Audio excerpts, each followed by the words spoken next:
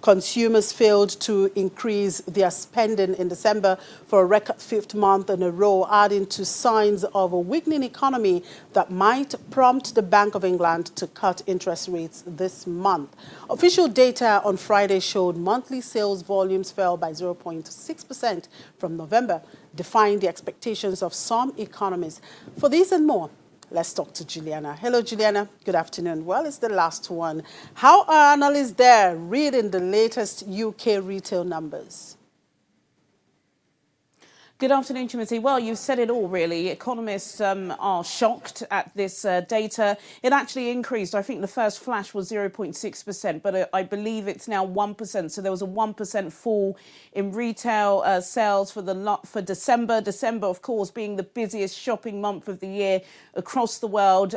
Christmas and Black Friday and Boxing Day, which is a huge sale day here in the UK, that couldn't top up the figures. And that 1% fall will actually be deducted from UK GDP by about 0.01%. So it could, in fact, be indicating that the UK economy is contracting.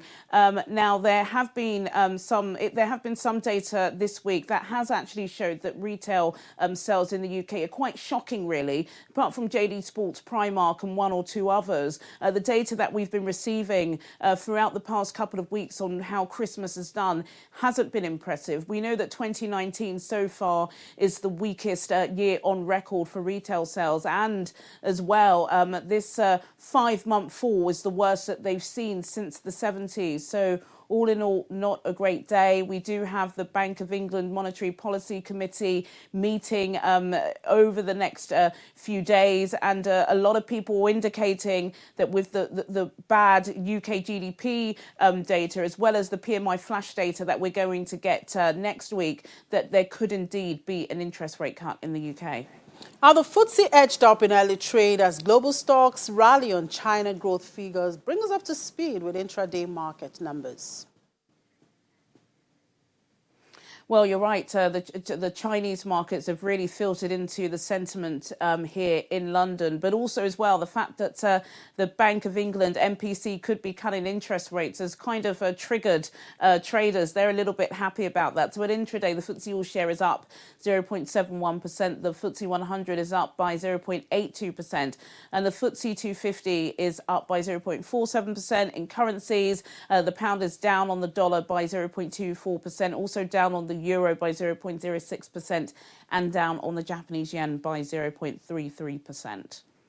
All right, Davos is scheduled for next week, and of course, there's also the UK Africa Investment Summit. Who will be attending these summits, and how will that shape next week? Well, next week is going to be a busy week for geopolitical economics. In the UK, of course, we've got the UK Africa Investment Summit. This will be hosted by Prime Minister Boris Johnson on Monday.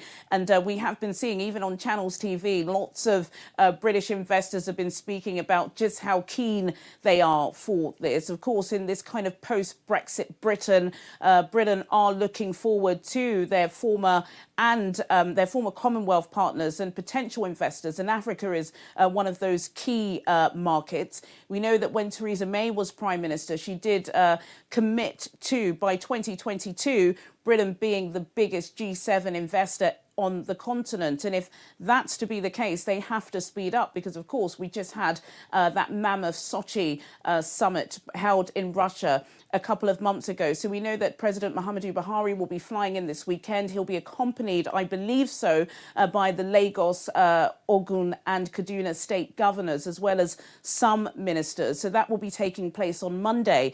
On Tuesday, just a stone's throw away from Britain, we do have Davos, the gathering in Switzerland. All world leaders will be there. Prominent world leaders will be there, including US President Donald Trump. Boris Johnson said he will be sitting this one out. But, you know, Davos is kind of overshadowed by a lot of changes in the world. Of course, there's a lot of geopolitical tensions. There's a lot of change in foreign policy. A lot of people are not talking to each other at the moment. And then the number one thing, which is going to be the theme, I believe, over the 5 days in Davos, is climate change and the climate emergency, which is what the establishment is calling it. And it's going to be pretty tough, considering that the leader of the free world, the largest economy in the globe, President Donald Trump, removed himself from the Paris Climate Accord, which was signed a couple of years ago by prominent world leaders. So there's lots going on. We're likely to be busy here, and I'm sure Chimamanda and Bosun, you guys will be too. But yes, next week, I'm sure that the pound and the markets will be up and down,